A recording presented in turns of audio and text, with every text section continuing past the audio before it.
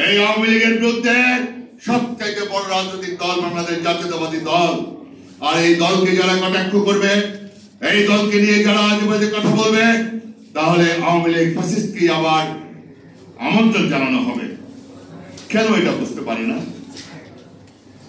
কেন এটা বুঝতে পারে না যে আওয়ামী লীগ দ্বারা এত নির্যাতিত? জুলাই আগস্ট তো আমাদের 400-450 জন আমাদের নিহত হয়েছে।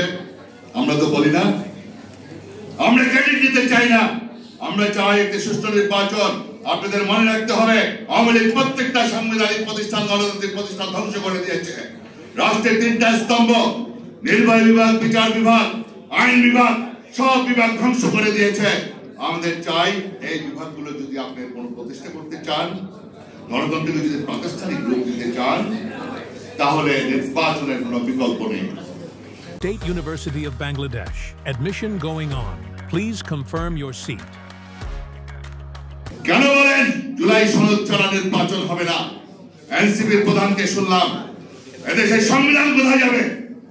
সংবিধান অনুযায়ী তো আজকে বর্তমান অন্তর্বর্তীকালীন সরকার শপথ নিয়েছে, সংবিধানকে বাদ দিয়ে জুলাই সনদ ছাড়া নির্বাচন হবে না। একটার পর একটা প্যাচ লাগাইতেছে। What is this? What is going on?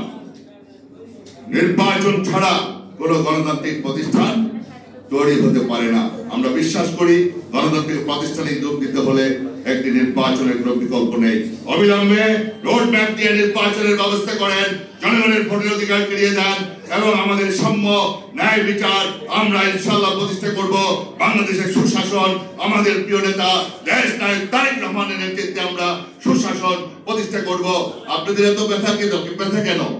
BNP বড় দল, ক্ষমতা আসলে বিএনপিকে কেন বাধা? বিএনপি ক্ষমতা আসলে আপনার সমস্যা কি? আমরা বুঝতে পারি না বিএনপিকে কেন আপনারা জেলাস করতেছেন। আজকে বাংলাদেশ জাতীয়তাবাদী দল এদেশের মাটি ও মানুষের দল। তাই আমরা চাই একটি সুষ্ঠু নির্বাচনের মধ্য দিয়ে জনগণ যদি আমাদেরকে নির্বাচিত করবে, যারা নির্বাচিত হবে তারা রাষ্ট্র পরিচালনা করবে। এটাই সাংবিধানিক এবং গণতান্ত্রিক ধারাবাহিকতা। সেই ধারাবাহিকতা রক্ষা করার আহ্বান জানিয়ে সবাইকে সচেতন ভাবে যার যার অবস্থান থেকে দায়িত্বশীল বক্তব্য রাখার আহ্বান জানিয়ে আমি আমার বক্তব্য শেষ করছি। আল্লাহ হাফেজ। বাংলাদেশ জিন্দাবাদ।